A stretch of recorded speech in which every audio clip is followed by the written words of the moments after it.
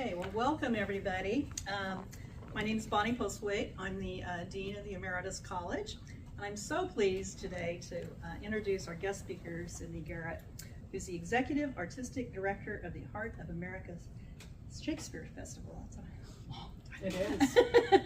Yep. But it's wonderful. I love Heart of America's Shakespeare. Ms. Garrett, who attended UMKC and the University of Missouri-Columbia, is a prominent and prolific director for many theaters.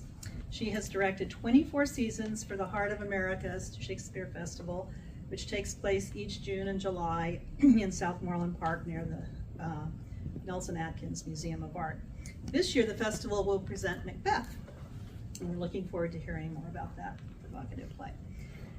Ms. Garrett has also directed for local theaters, including Black Repertory, Theater of Kansas City, Coterie Theatre, Kansas City Actors Theatre, and Unicorn Theatre. She has directed collaborations with the Kansas City Ballet, Kansas City Symphony, and the Kansas City Chorale, and script and hand readings for KC Actors Theatre and Johnson County Community College. With Elizabeth Sue Lane, she co-created and directed Play On, a collaboration of music and words, and the second co-production in the series, The Marriage of True Minds. In 2020, she co-directed and produced 2 streaming productions, Shakespeare at Home and William Shakespeare's Christmas Carol, and 2 live outdoor performances of Shakespeare's scenes, Yard Bards and Shakespeare. She directed a filmed version of A Midsummer Night's Dream for JCC's Performing Arts Series and Show Me Shakespeare, as well as 3 live events in summer of 2021 in Southmoreland Park titled Shakespeareans. Doesn't sound like COVID slowed you down. We kept going. In an interview with Kansas City Magazine in June 2025, Ms. Garrett talked about the relevance of live theater today. She said, "It is in our nature to tell each other stories. Live theater does that in a way that no other medium can. We are the music makers, the dreamers of the dream.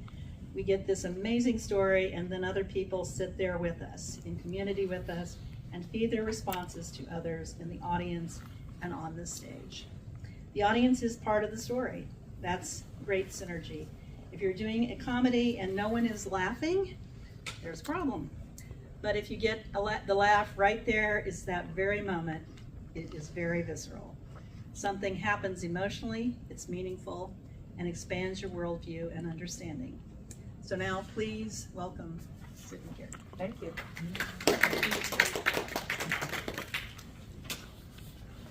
Hello, everyone. I am here and watching at home. I feel like I should say that. Isn't that what they used to say on Ed Sullivan or something? I am Sidonie Garrett, Executive Artistic Director, Heart of America Shakespeare Festival. It is a mouthful, and I say it all the time. I've always thought, why can't it be shorter? But here we are. I couldn't be happier to talk to you about what I do for the festival, what I do for my livelihood. It is indeed my passion to be a storyteller. I'm just going to tell you that when I was 5, 6, 7, there were many years there where I was producing and doing my own shows, and they were good. I would twirl the baton, I would play a little bit on the piano, I also would memorize long poems, and I would recite them, and sometimes do a headstand if I could manage one, and it was a quarter, and I would usually do at least 1 costume change. So that's a pretty good show, I'm just saying. So I'm still doing it. I started out to be an actor and improv performer, which I did a lot of, and then one day I took a directing class and I went, oh, this will be better. So I've been working toward that, being excellent at that ever since, and I'm not there yet, but I'm going to keep trying. Very excited to talk to you about the festival and what we're doing right now. We're doing 2 things between now and July. The first one is a co-production that I will be co-producing and co-directing with Damron Russell Armstrong of the Black Repertory Theatre. It's a play written by Carlisle Brown, and it's called The African Company Presents Richard III. I don't know if anyone is familiar with this play. Excuse me, is your microphone on? I don't know, he told me it was. No, it was mute. It was muted, now it's on. I don't know. I didn't know I was, oh Lordy, now I'm live. Hello, everyone. Production. We didn't know I was mute. So we're doing The African Company Presents Richard III by Carlisle Brown. It is a play written about an actual company of formerly enslaved Black people in New York City in 1821, which was a fact. There was the African Grove Company, and they produced plays. And they had a Black and a white audience. They had a multiracial audience. For the work that they did, they were pioneers, really, in terms of any people of color doing theater in America. And the moments of the play are, of course, somewhat fictionalized, but also very true. The characters that are depicted were real people. The women, more so amalgamation of some people that helped start that company, but the two lead roles are William Henry Brown, who founded the company, along with the leading actor of the time, James Hewlett, who was a major pioneer, first person of color to probably ever do a one-person show in America. So 1821, you're thinking, there was a company of people that came out of slavery and started a theater. I mean, it's unbelievable that that happened. So thrilling to tell this story in April. We are renting the Unicorn Theater. So hopefully we're helping 3 theaters cross-promote. We're gonna hopefully get some new people coming to see something that has anything to do with Shakespeare, because sometimes people think they don't like that. I don't know if you know that about people. They think they don't like Shakespeare, and I will say it's because you haven't seen it done by people that know how to do it, right? You learned it in class like I did with my poor friend sitting next to me. The teacher saying, let's read aloud, and they're trying to read and they don't read very well, and they don't like it, and they're scared, and I'm sitting there just going, can I just read it? Can I read all? Let me read out all the parts. I just enjoyed it so much. But so getting to do the African Company and tell that story with the Black Repertory Theatre is a big deal. So if you can come see that, I think it'll be a treat. You'll learn something. It's a moving play. It is I think it's very well written, and I think it should be done more often. So April, Unicorn Theater, go to the Black Repertory Theatre, KC, brtkc.org, I think is their website, check it out. Then in the summer, for our free production on the lawn at the Nelson-Atkins, right across from the Nelson-Atkins Museum in Southmoreland Park, we will be doing Macbeth. This play means the world to me. This is the one I learned in high school. This is the first time my young 17-year-old self, cracked open Shakespeare for the first time, never having really thought about it, seen it. I grew up in a small town. We weren't doing Shakespeare on the corner. And I remember just opening it to the first page. I'm gonna get there so I can say, when shall we 3 meet again? In thunder, lightning, or in rain?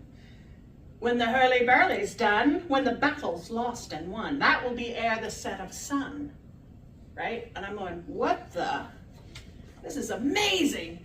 I got into this play so hard. I read it overnight. Every day we were studying it. I had more questions. I wanted to read more passages aloud. I kept asking our theater director, could we maybe just do this? Could we just do this? So I've loved this play forever, it feels like now. I've done bits and pieces of it over time as an actor, and then we do some of the things that she was talking about that I have done were with the Bach aria soloists. So we would take scenes from different Shakespeare plays and put this music of the Bach aria soloists with it, right, the Baroque. So sometimes we do pieces from this. We also did one that was all women, which was really great, and so it was called Women of Shakespeare. And we did a huge chunk of this in there, and the Witches, Lady M. Fascinating, interesting to put it with music, find ways to underscore it or dovetail it in and out with the music of that Baroque music. Fascinating. So I have a lot of touch points with this. I've also directed it one other time. We were just talking about this. 15 years ago, the festival did this play, and I directed it. That was the year that we almost closed our doors forever. It was harrowing. It was a hard, hard year. The economic downturn had happened. People were still giving, but let's say you gave us $20,000, you were now giving us 10. So suddenly we're sitting there kind of February of that year, and I'm talking to the board, and I'm like, I don't know how we're gonna do this, right? What are we gonna do? That was before we had any kind of an endowment or we had nothing. We were just like every year, raise all the money, do the thing. So there came a time we tried to do some quiet fundraising and reach out to a few particular people, and it was decided it's time for the Hail Mary. We're going to do the thing. So we got Marilyn Strauss, our founder, myself, Crosby Kemper III, who was the founding president of the board, and our leading actor at the time, John Rensenhouse, and we all went on TV at a podium much like this with me going, help us, and miraculously, $250,000-ish, $280,000 rolled in. We started getting phone calls. People started connecting and saying, I want to give you all some money. We can't let this happen. And it was, wow, what an amazing thing to have happen, because you say, this is the community saying, you matter and we want you to be here. And it's important that we have a free Shakespeare in our town. So since that time, we've done nothing but try to rebuild carefully, be thoughtful, build some fund that we can have to say we have some surety over here in case anything happens. And here we are 15 years later, and I finally get to direct this play without having to have feeling like just having saved everything and having all the concerns around that for several months. I feel very free to tell this story this year, which is exciting. This story that I love so much. You said it was your favorite play. I've had so many people say to me this year, once we announced it and people would finding out what we were doing, just love that play. And I wanted to do the play again after all this time. It does have a curse on it. It's right. It's got a curse.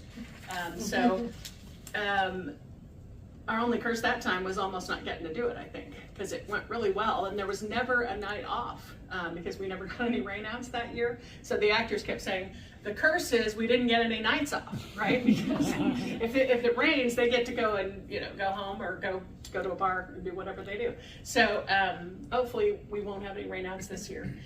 Excuse me. I also, in choosing plays, this is our 34th year, so we're building toward an anniversary. Next year's 35. Any of the 5 years or the 0 years are always kind of important. You think, what should we be doing now? And I always look at the world. I try to see where we are, what we're doing, what we need, what's going to make me feel better. I believe if it makes me feel better, it's going to make a lot of people feel better. That's always the best I can do. No one's ever going to love everything that I do, but hopefully more people than not will be moved, will be amused, will be enlightened, enriched, find something wonderful in whatever it is. So that's my main goal for doing this play this year. It's also, the World Cup's here. I kind of don't know that anyone who's here to watch soccer is necessarily going to come watch Shakespeare in the Park. But if they do, this play is, I think, one of the most relatable internationally. I think you can not speak English or not have English as your first language and probably get a lot of this play from what we are able to do with it, even though we're speaking English. So that was part of my thinking. Is it interesting that it's about power and taking things that don't belong to you and paying the consequences for that? Sure it is. It is to me. I mean, we're living in troubled times, so take from that what you will. I love people that still have critical thinking skills and can watch a piece of storytelling that is given to them and take from that whatever that means to them. I am not a big fan of putting things on Shakespeare to say, well, I'm going to pick a time period. We'll talk about the time period and all that. I'm not about. I don't think it always helps us to put modern day figures in Shakespeare, just because if I don't like them, that means, a lot of people might like them. So I don't want to say to anyone, don't see this play because you don't agree with what my feelings are about it. The play speaks for itself. All of them do. We did Julius Caesar 2 years ago. Julius Caesar speaks for itself. You don't need to put anybody in character in there. Last year we did Love's Labor's Lost. Light, frothy comedy, never liked that play, finally loved that play. Because I said to myself, how is this going to be translatable and wonderful to a modern audience? Would I enjoy it? If I'm not going to enjoy it, most people aren't going to enjoy it, right? Because I'm also not I was saying to you as well, Felicia Landre, who I revere, we all do in the theater. I mean, she knows more than I'll ever know. She is a smart, well, she has done her work. But one year, I remember, she's also cares about, for our education programs, cares very much about time period. She cares about, us sticking to what we do. And one time she asked me, well, why don't we always do it in Elizabethan period? And I'm like, because we're actors, we're not reenactors. I mean, that would have been what Shakespeare did, but you don't necessarily want to see every single play in Elizabethan clothing, right? So we're not going to do that this year. You'll see what we're going to do. I just wanted to go over the language for a moment too, because every time I get back into this play, I think, what is everyone's line they know from this play? Outdance spell. There you go. Good one. Who else? Anyone else got Double, one? double toil and trouble. Double, double toil and trouble. By the pricking of my thumb, something wicked this way comes. One of my personal favorites. I love this line of his, and I use it sometimes. I'm a nerd. I quote Shakespeare all the time at people, and I'm sure they hate it. If it were done when 'tis done, then 'twere well it were done quickly. That can apply to so many things. In this case, sure, murder, but it doesn't have to apply to murder. It could mean cleaning the kitchen, right? My hands are of your color, but I shame to wear a heart so white. Love that line. Out, brief candle, life's but a walking shadow, a poor player that struts and frets his hour upon the stage and then is heard no more. It is a tale told by an idiot full of sound and fury, signifying nothing. Appropriate for so many instances, right? This one really gets me. I will tell you a little secret about auditions, because many of you probably know Gary Neal Johnson, who has been Scrooge for 150 years. Lovely man, dear friend of mine, was in Christmas Carol with him for 13 of those years. But I remember when I was the assistant director of the festival, and they were doing this play, and I wasn't directing, I was just to sit there and do whatever I was told to do. But he came in and read for MacBeth. MacBeth is told by his cousin that his wife, all of his children, all of his household servants, everyone at his castle while he's been away has been killed. It is a gut-wrenching scene. And I remember, I was in auditions. I was auditioning for myself, reading with other people. Sometimes I was a reader for auditions. Sometimes. That was the first time I sat in an audition and just went, oh, I'm gonna cry a little. I'm not a big crier either. And I was just like, it's a gut-wrenching series of questions. He has him to show shock in the play. Shakespeare has written it. He just keeps repeating the word all. So he's told, he can't take it. Then he comes back and he says other words, and then he says all, and he says, I've said yes. And then he goes on some more, and then he turns back yet again to say, all my pretty chickens. I mean, it's just gut-wrenching. And watching actors audition this year doing that bit, because I made them do it, because you got to know your MacBeth can do that, right? It's like, can you fight? Great. Can you walk around and be manly and say stuff? Great. Can you be felled by the fact that your entire family has been slaughtered? Can you do that? On that stage, the size of a football field, out in that park, and can you make people feel that? Most important thing, right? It's often not it's the smaller moments often that I really need to know someone have in their arsenal to bring what you need in the story, and it's that acceptance of grief, that taking in of grief, that taking in of loss, things that really matter. That's why these plays matter anyway, right? He also then says, he has no children, right? So this guy who has no kids has now killed all of his kids, all of his lineage, is what, everybody. He has no children. He will never know what it is to lose a child because he has none, right? That's how bad he is too. He kills children. Who does that? Nobody does that. So, fascinating emotional life in this story underneath all of the blood and murder and blah, blah. I have to say too, the most repeated, I didn't know this until the other day, thank God I had to prep for this. The most repeated word in MacBeth, it said more than 40 times, is blood. So that tells us everything we need to know really about doing this play. I'm going to say that to the actors first day. We're going to say blood more than 40 times unless I cut it. So it's going to be a lot. So when you think about it, he says, I'm in blood steeped in so far that I'm in blood stepped in so far that should I wade no more, returning were as tedious as go o'er. There have to be some generals in the world who feel that way and have felt that way and over the centuries. Yes, it's like we have killed everything we can kill, and now we just got to keep going because what's the point? I imagine that's what Alexander the Great felt at a certain point on all those campaigns, or any of the, you know, you're like, that's all you do is you kill. You're just killing everything. So, should never have started. Don't start. The fascinating part about Macbeth also is the magic, right? Everybody wanted to play the witches. Every person who auditioned was like, can I read for a witch? Yes, you can all read for a witch. Come on, bring your witch. Bring your best witch. The fascinating part about the witches is I think for me, what they can be. I think I see them in a new way because I've done this play before and I've done it so many times and we've tried different things with them. You know, the wise women, right? They're called the Weird Sisters. They're known as the witches. But also the wise women, as we know in our own world in America, you know, that these women were actually herb gathering helpers who often, you know, delivered babies and tried to cure people. But they were branded witches because they often lived out in the woods and, you know, did their own ways about them. Same thing may have happened with a lot of the Scottish women who were doing the same things. Women did a lot of healing back in the day because they didn't have anything. You know, this was long before the time of doctors and science, you know. Let me say also, there's going to be what's it called? Alchemy of Science. Alchemy of Science. Yes. That's going to be at the Linda Hall Library. Alchemy of Knowledge, thank you. On this very subject, happening at the Linda Hall Library starting later this month, or March 13th. You know everything.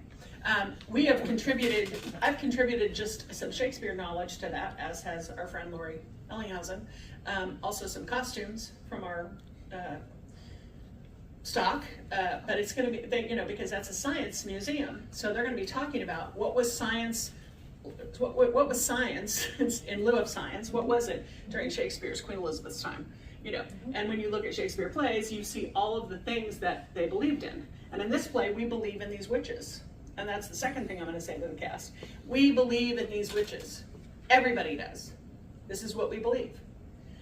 If they say something, we have to interpret that, right? They're never going to just say to you the thing, but they kind of come close, right? They say, if this Coterie thing comes true, you could be king. And then the Coterie thing becomes true, and then he's like, I guess I could become king, right? And then you've got a wife who's really helpful and says, you should be king. How about that? I don't know what we have to do to get it, but it's okay, because we can do it, right? The witches, Macbeth actually says at the very beginning of the play, so foul and fair a day I have not seen, which I think sets up the entire story as well, right? It's supposed to be gloomy out and horrible, but also, yay, right? We had a big battle, we did well, and this is a guy everybody liked for a while, right? There's no reason for him to end up the way he does at the end of the play, headless and reviled, right? Had you made different choices, the king favored you. You were favored by the king. You were lifted up. You got another title. You had stuff going for you. Why did you do this? You know, because somebody who you thought was weird and creepy, but also knew stuff, said, hi. I've said, hi, do you want to be the king? Right? You can be. When Lady Macbeth says, this is another moment in auditions that I ever felt the hair stand up on the back of my neck. A good friend of mine, Jan Rogie, you may have seen her on stage before, was reading for Lady M back when I was the assistant. And she came out and did the speech about, come you spirits that tend on mortal thoughts, unsex me here. But it was like she drew a circle in the floor and then she was like calling it down. And that was a good lesson for me as a young director. That's what it takes, you know.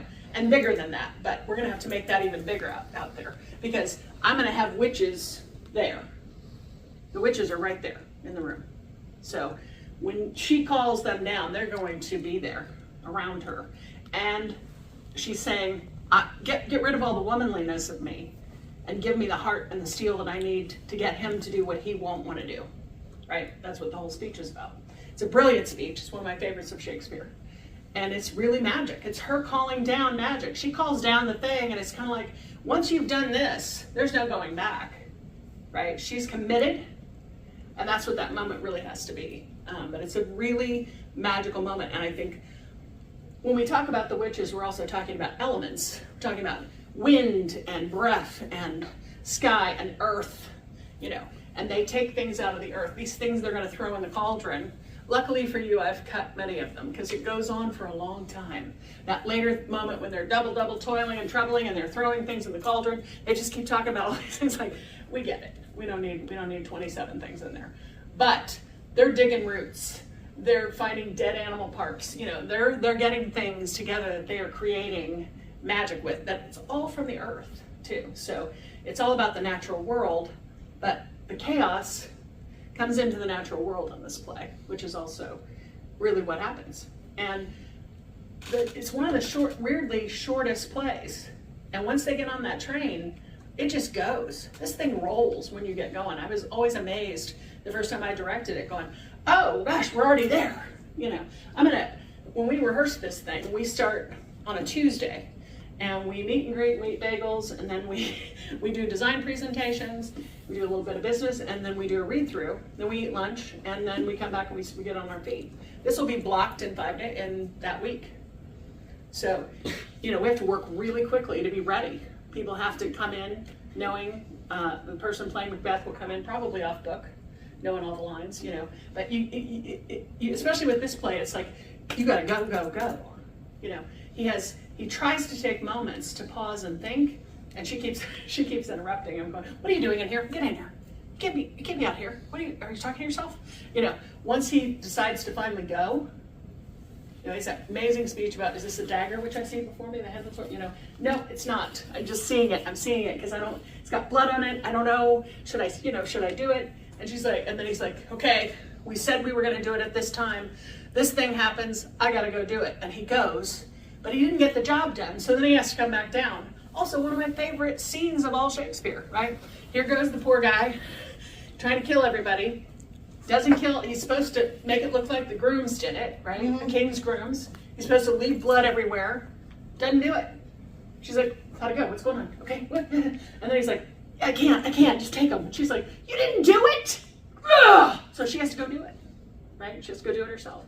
I knew I was going to have to do this because I knew you weren't going to do it, right? Fascinating storytelling. And the way, when you see that on the page, it's like, the brilliance of Shakespeare is also always on the page for us, which I love. The lines are all like half lines, right? It's like, did you go? I. When? As I descended, I. It just keeps going like this, and it's strung across the page this way. It's all just supposed to be, and all just like this, because then this starts happening. So they're in the middle of kill. What? Right? Exactly what you want. Immediate tension. The minute somebody knocks at that huge gate, they're suddenly in the middle of killing, blood everywhere, bloody, and suddenly there's knocking at the door, which means they're going to be disturbed. Brilliant writing, right? And how many times have we stolen that over the years since, and probably before then? Thank you, Shakespeare. He does good work, doesn't he? Talked about that. So for our production, we're going to do late Middle Ages. I don't know that it matters that it's later. It just does to us a bit based on what we think we can do. So do any of you remember Cy Rednick's when they used to be here in Kansas City? Beautiful fabric store. Had a wealth of fabrics locally. Kaplan's on the plaza used to have really fine fabrics. All of our fabrics are wool, cotton, linen, silk. They all breathe. Can't be working out there if you're not in natural fibers. But the ability to get quality fabrics in this town anymore is pretty non-existent. So everything is about, we had some fabric that was on order from Pakistan that we can now no longer get. Thank you. There's bombings and stuff going on, so we can't get that. So where do you source things that you need? We build a lot of what we're going to see on stage. We also use what we have in stock as much as we're able. Sometimes we rent certain things, but costuming for 20 more characters, including the 2 children, one of whom will die, and upon one who an attempted murder will happen. So we have 2 kids up there. I think it's important to see those kids. I think it's important to meet Macduff's wife and child before we murder them and he finds out they're dead. That gives you, you see them. You go, oh, they're real people, not just something in the brain. And you see this poor kid talking about his dad. It's a big deal. But trying to set this, in Scotland at this time, we believed in witchcraft. They all believed in it. It was part of supernatural. People feared it. People feared the magical people often, unless they availed themselves of their services. And sometimes they availed themselves of their services in the dark of night, which only further made the whole thing about, the devil and evil, because you were meeting at night, because you didn't want people to see you going there for a charm or a posset or whatever you needed, right? Hiding. Macbeth is known as the Scottish play. We never refer to the title of the show in the theater or in rehearsal unless you're saying it on stage. We call it the Scottish play, we call it Mackers, we call it Macbeth, we never say it. I don't know that the curse is true or not, I just don't care, I'm not gonna do it. I just don't do it. And there's always some person who wants to do it and you just wanna go, just don't do it. Don't do it. But it was an English play written about Scotland, obviously, but taken from ancient sources and an amalgamation of names and characters that did exist, right? Different things, different houses, different clans, different lairds, all of that. But it was Shakespeare taking all of that information and distilling it down and telling that story in the time of James I, who believed in witchcraft and was Scottish. So there you go.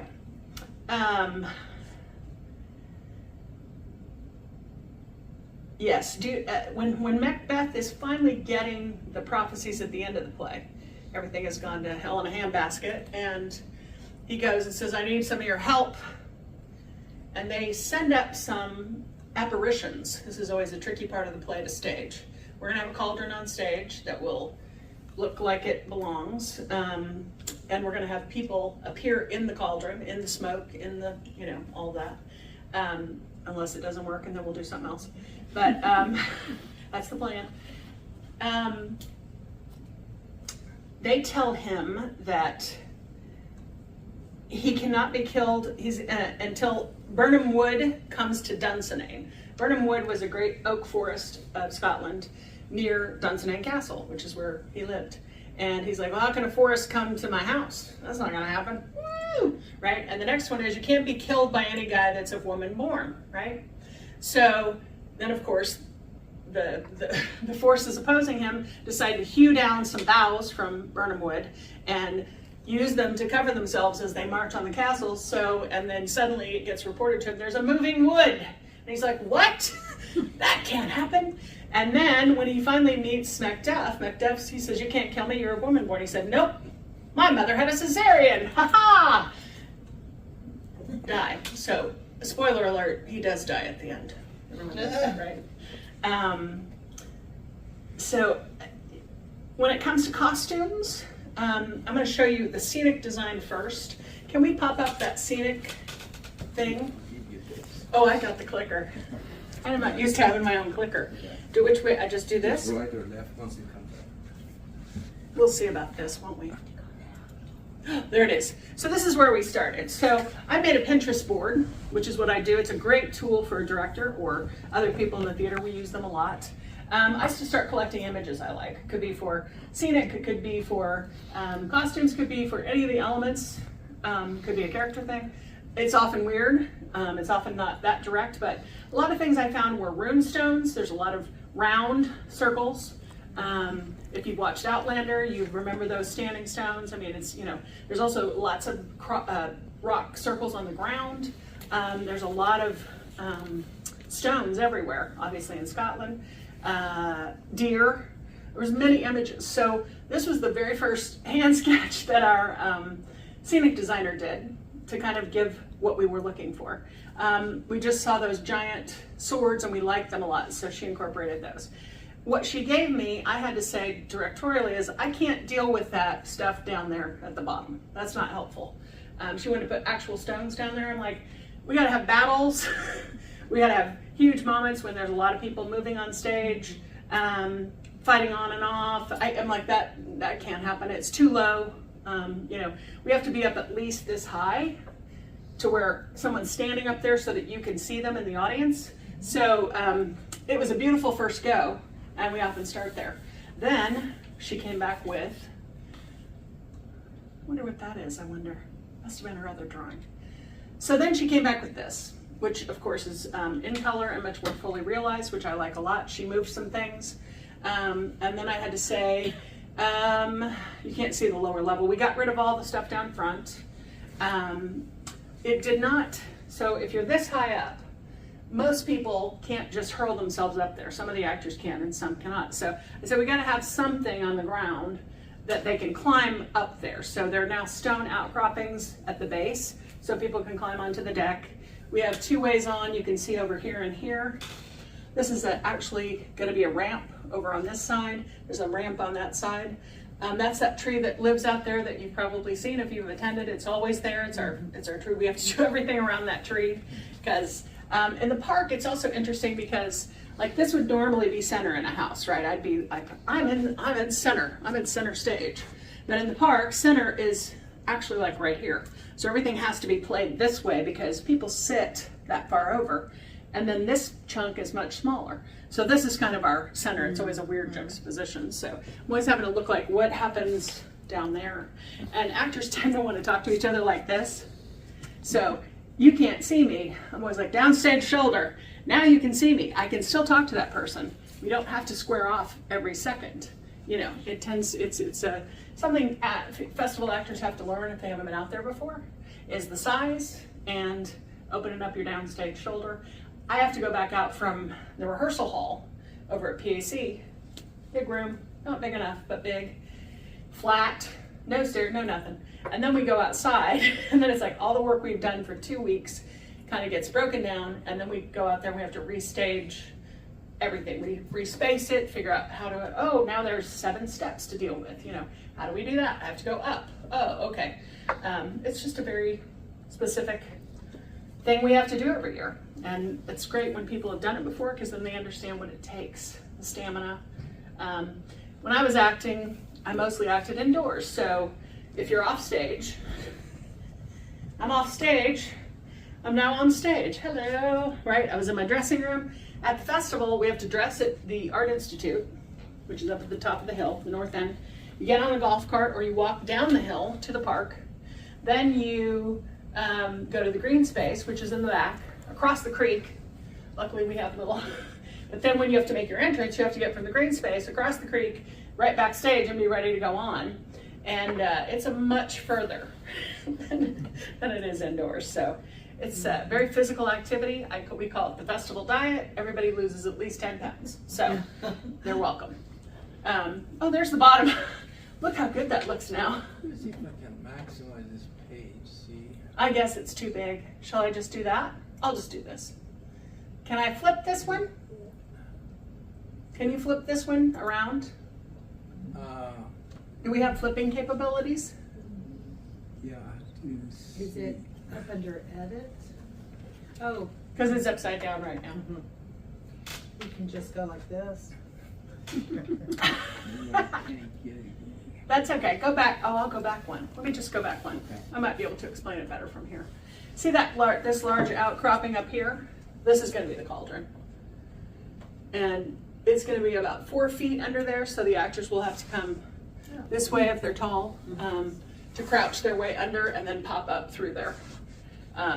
So that's what it's going to look like. I was just going to show you, we've of course made adjustments since then. We're now at the point where we have to have the final design and we have to start costing out, can we afford the design? So that's the next step. Do we have to cut anything? What can we do? If you're not familiar with us, we go to the city park and we basically just put, we bring a whole theater with us. So it's a lot more involved and challenging than going into a theater that exists and changing the lights and doing all that. We actually have to go put everything up. I say that like I do it. You know, the wonderful people I work with do that. But what else is there to do? Lighting out there, if you've seen it, you know we have to use spotlights when it gets darker. The weird and cool thing about being out there is the first half is usually in some light, natural light, so sometimes you hate it. Hamlet opens out on the parapet of the castle, and then there's his father, the ghost, shows up. You're like, can this wait till later when it's creepier? But we gotta do what we gotta do. So usually by the top of the second act, it's a very different show because lights can really make a difference for us. Sound also makes a great difference for us. Many of you may know Greg McIntyre and Tom Mardykes. Greg has been composing for us for about 750 years, and he's an amazing composer. He's an amazing musician himself. He's creating a beautiful soundscape for us. So all the music we have every single year is composed. We don't use any canned music of any kind. He always creates a soundscape. Some of my most treasured morning memories are going to Greg's studio and just he and I listening to music. I always try to give him what I call a moodscape, so that he understands, like, the top of this scene wants to feel like this and the bottom of the scene wants to feel like this, and into the next scene. I'd love to think about underscoring this or not, but it's just peaceful and wonderful to sit and get to be with someone who can create that kind of music in that way, because I have no ability whatsoever, and I'm always in awe of it, and it's always an amazing time. I look forward to hearing what he creates. I'm going to scoot. There's the weird side view. We have to also look at the side views. We can only set our light towers up in a particular spot in the park. They have to be focused on the stage and make sure we can shoot light to every area that requires it. So we have to do these things in 3D that show us both sides, so we understand, because I am spatially challenged. It's a wonderful quality for a director. I'm always like, okay, how many tables is that? Or if I were standing on that chair, is that how tall it would be? I mean, I have, it's like a deficiency of mine. So I'm trying to find ways all the time of how to do better. And I have always asked my guys who know more, women who know more, is like, you tell me, can 4 people walk through there at the same time? You know, and how big are those people? You know, and sometimes we have actors who are 6'2", you know, sometimes we've had an actor as tall as 6'4". That's always a thing. Doorways, you know, not normal. Don't want them ducking. If there's a lead actor and they have to duck to get through a door, unless it's a comedy, it's bad, right? That person needs to live in an environment that they can still own the door, right? So it's a lot to think about when it comes to space. I like how these are, isn't that fun? Kind of weird though. That's sort of our front view, and there's the other side view, which is wide open, as you can see. And we're gonna have this gorgeous deer. I'm trying to think which James Bond film it was. There was a James Bond film where they went to Scotland, and there was a gorgeous Scottish house that is like always in my mind for this. And in front of it were these 2 gorgeous stags that were like the gateway. So I showed those, they were in, and then just some stags were in my, you know, Pinterest board, and our female designer just went, I want those. I know, we both want those. So hopefully we can get them. I don't know how to move this. I can't move it, can I? So that's a witch cape. These are going to be really important for us, because this year, if this works at all, I'm just going to say caveat. This may be terrible. If it is terrible, then we won't do it and you'll never see it. But it might be great. So in my world, the witches stop time if they want.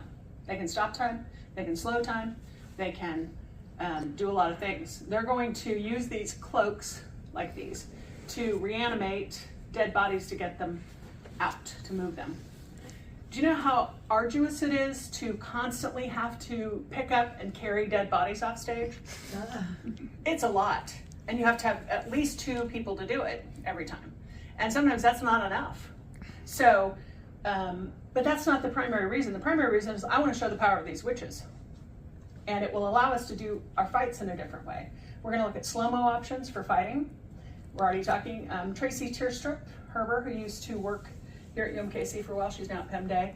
And Martin English and William Gray Warren, both UMKC grads, are our fight directors. And they're so excited that we're going to try some slow-mo fighting. We're going to try to use these witches to, they're like, we can kill people on stage finally, because usually we're fighting, don't kill them, make sure they get killed off stage, right? Because you can hear them die, but you can't see them, because then we got to drag them off somehow. It's the end of Julius Caesar is a director's nightmare, okay? Everyone's dying, and they're just dying. You have to have them die, and then they're just there. There's no one to take them. They're supposedly dying in different places, and you just got to leave them there. And then the actors later are like, there was a bug, okay? There was a bug the whole time. I was supposed to be dead. It was crawling up my armor, and I'm like, I'm so sorry. They're lying there sweating, just lying there waiting, you know. Same thing happens with Romeo and Juliet. They just gotta lie there for a long time, you know. So you wanna keep things moving. Witches' cloaks are gonna be very useful. This is sort of a version of our witch, we think. There may not be that much hair, but they're gonna, I said to our costume designer, Mary Traylor, who's a genius, I said, they have to have 360 degrees of movement capability. There can be nothing to hamper them. They may have to pretend to be a rock, and they may have to hold a position for a really long time in stillness. They have, if they end up in the splits and they have to stay there, there can be no clothes that bind them in any way that diminishes what they're able to do. So we're looking at these witches being, sometimes we pick weird, imageries, like what would you, I'm like, you're birds. I need bird, I want you to be a raven, I want you to be a peregrine hawk, I want you to be a cat, I want you to be stone, I want you to be, so we're gonna play with a lot of different physical movement. We also have a wonderful professor from dance, Michael Blake, who is going to work with us. He's worked with us before when we did The Tempest. Brilliant, helpful work to just kind of get the actors in their bodies and using dance things that he knows to really help them free up their choices. It's really, the hardest thing to do sometimes is just to get people loosened up. So, they come into audition or they're in the room for the first day. It's like the first day of school every time. Even if you're a professional, it's like when you get a new job and you're walking in like, I don't know anyone. Hello, hi, how are you? I don't move this way. But you're weird, right? You get weird. Well, people get weird in the rehearsal hall. They're like, I don't know you yet. Hello. Oh, we're gonna read aloud? This could be bad. What if I'm worse than everyone? There's all the stuff. Well, physically, sometimes it feels weird, right? It's like, what am I doing? I don't want to be weird the first day, but I'm going to ask people, to squat and, be strange and try things. And sometimes you're more comfortable saying things weirdly than doing them weirdly. That's another thing about people. As the more I do this, the more I understand. Each of you comes at things from your own way. And it may be from here, maybe from here, right? Maybe from the gut, maybe from, I walk in every room like this, right? Some people do. Some people are very still and they're like, I see you, but we all have a modus operandi where we're most comfortable, right? So trying to shake people out of that and look for, in auditions, are you more comfortable with this? That's what I was looking for with the witches. How much movement can you achieve, right? How comfortable are you in your body? Good. Oh, there it is. What does that say? There she is. Lady Macduff. Poor sad Lady Macduff. Thank you. There's her little child. Go back just a little. There he is. Look at him. He's about that big. He's about this tall. Adorable. His name is Declan, which I think is an added bonus. I didn't know this kid yet. He just joined our Shakespeare classes on Sundays, and he appeared. He was supposed to come in with the parent.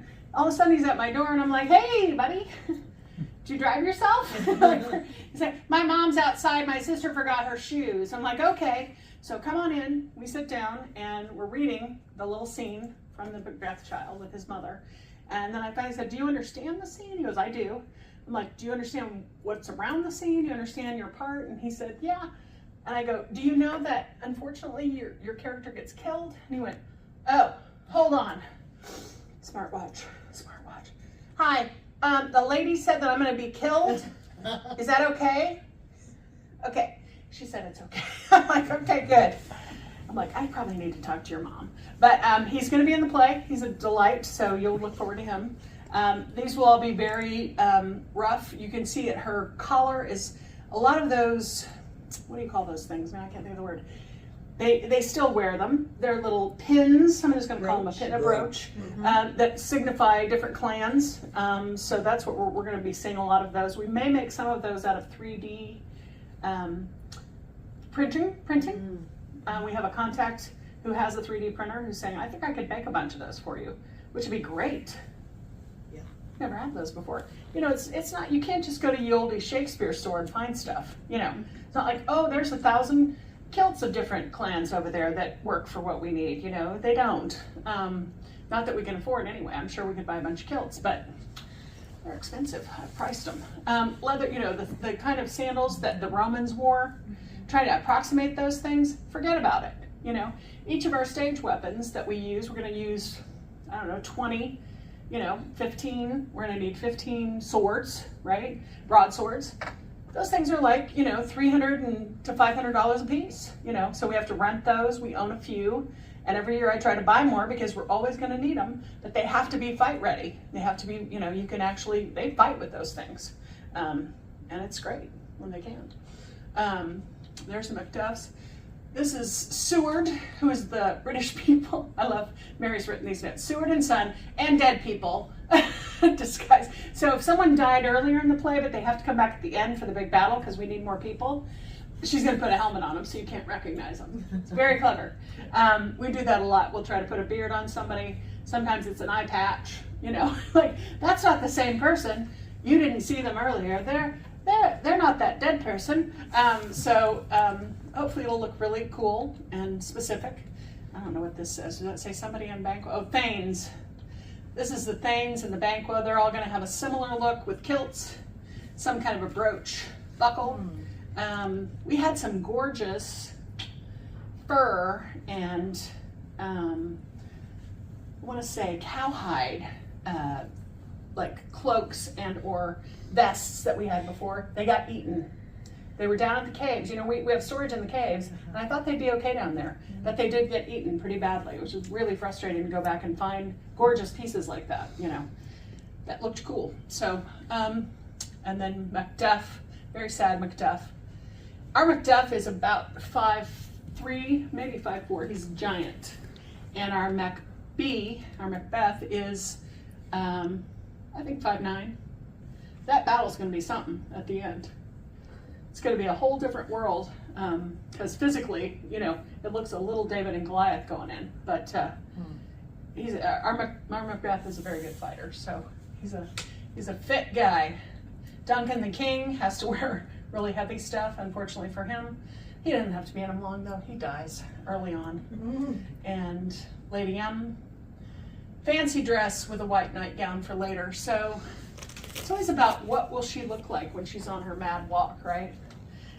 Late in the show, she's either got to be hopefully white. We'll take care of that if that's the way we decide to go.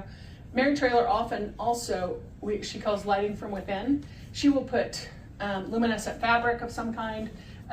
What do we call those things? Sparkles, spangles, things underneath sheer things, especially early on when it's light, because those things pick up light, so you can actually see a person better. It's all about us trying to help you look where we want you to look, right? The blocking that I do, where I place people on stage, where do I want you to look now? People going off stage, these people coming on. I'm always like, you got to throw the energy ball back, right? If you're coming on, you got to come on with whatever your energy is, because they're leaving it and they're going the other way. So you're watching them go this way while this is happening, hopefully, and it draws your focus there. But costumes really have a lot to do with that. So we'll see if a white nightgown really reads at the end of the play, and we get to follow her with her sad little lantern as she just wanders around being not well. Hopefully we'll get some shirts off. That'll make some guys happy. They don't have to wear shirts. That's Malcolm and Donalbain, the sons of the dead king. And here's MacBeth in his king clothes. He doesn't look that good, but he'll look better than that, I think. At least he's got his dagger. Mary would say, you know, I can't draw anymore by hand, but she's still trying. I think she's doing pretty well. And there he is in all of his regalia. All these guys have these funky beards too. I don't know what she's thinking. We'll see. We'll see about that. I don't know. It's always about the hair and the beards. So that's what we're going to be doing this summer. I feel like I've talked a lot. I'd love to talk about what you want to talk about. Do you have thoughts, questions you want to talk about? Yeah.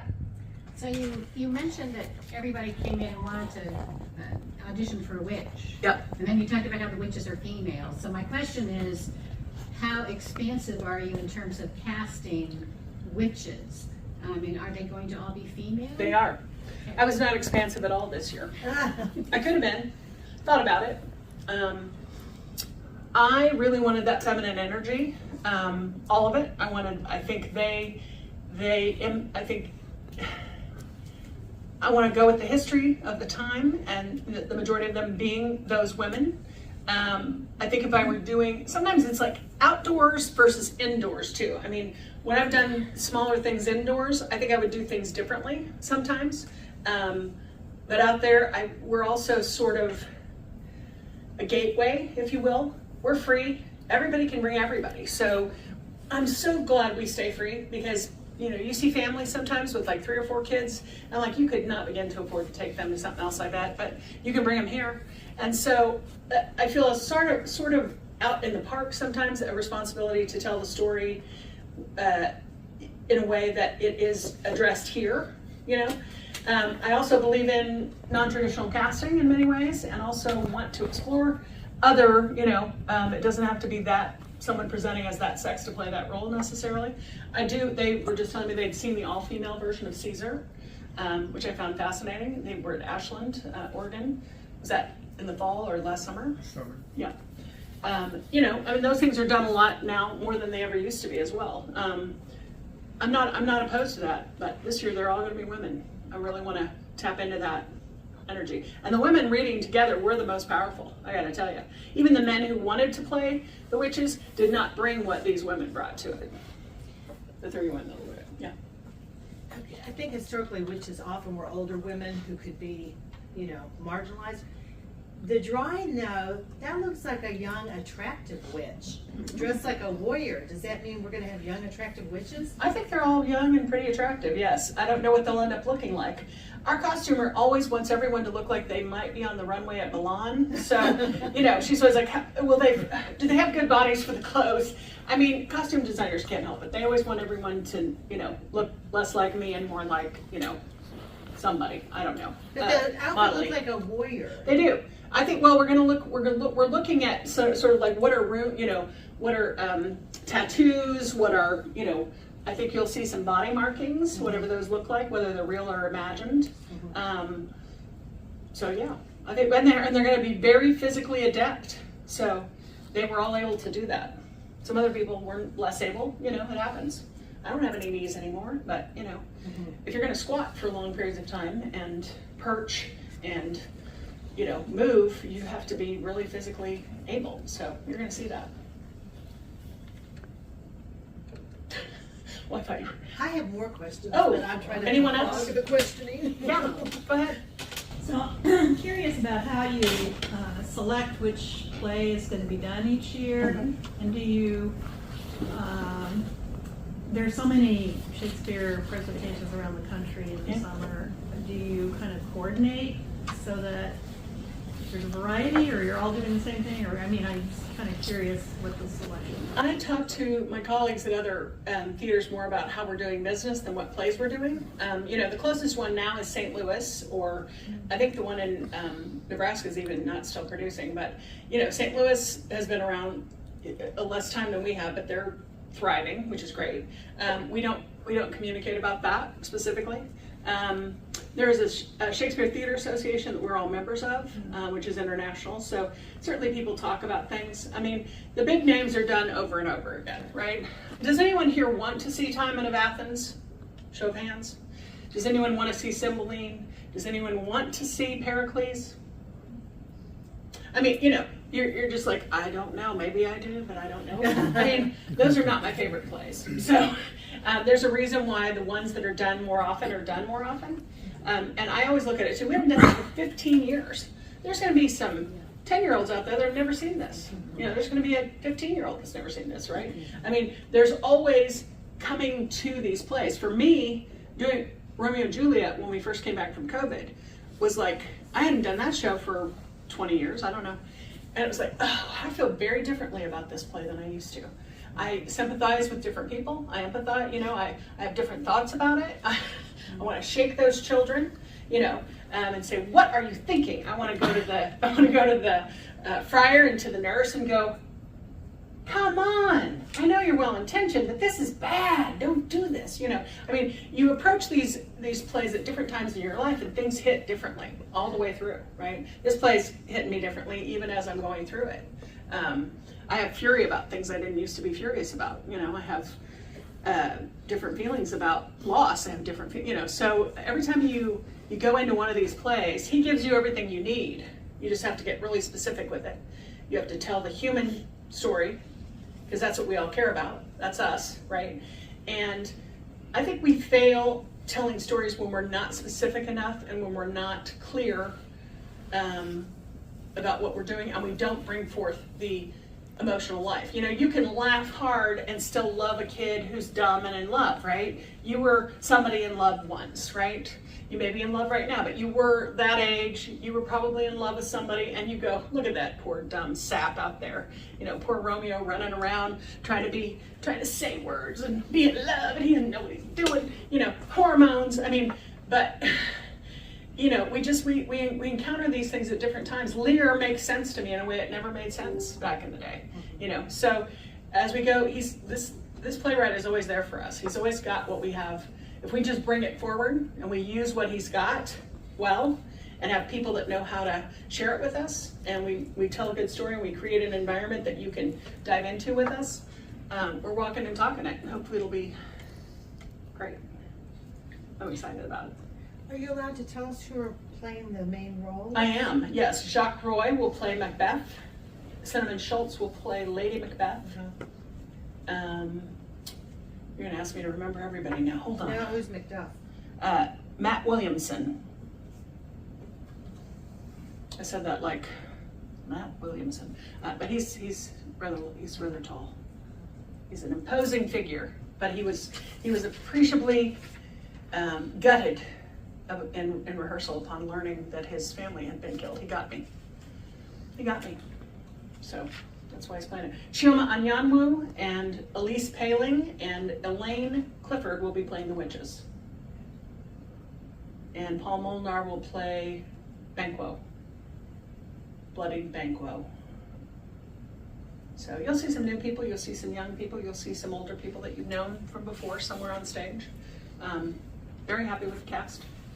And our two young fry, who we're gonna have to try to kill. I said that with an evil laugh. They're darling, we won't really kill them. Anything else? Am I over time? Oh, I've got one more question. I'm sorry, I was an English major, right, Linda? Oh, please. Okay, more of those. why is it bad luck to say the title? Oh, it depends on who you talk to. Horrible things have happened when people said the name of the play when they weren't on stage doing the play, in the context of the play. You know, theaters burned down, this happened, you know, somebody broke a leg. I mean, you hear, it's an old time, so Okay. we're not supposed to say it. I just don't say it. Okay. I figure I'm gonna hedge my bets, right? Don't say it. So don't say it. I'm not, Okay. I'm No, not thinking it. I was saying that to everyone. No, don't say it. Not when you're in the theater. You can say it anywhere else. We don't care. You can also just say Mackers or MacB. We say MacB all the time. We just don't say the whole name. It's cursed because there's witches too, probably. I don't know. I think I- witches. I hope you can come see one or both of the plays I've just talked about today. I think both would be worth your while. We're going to do our level best to make it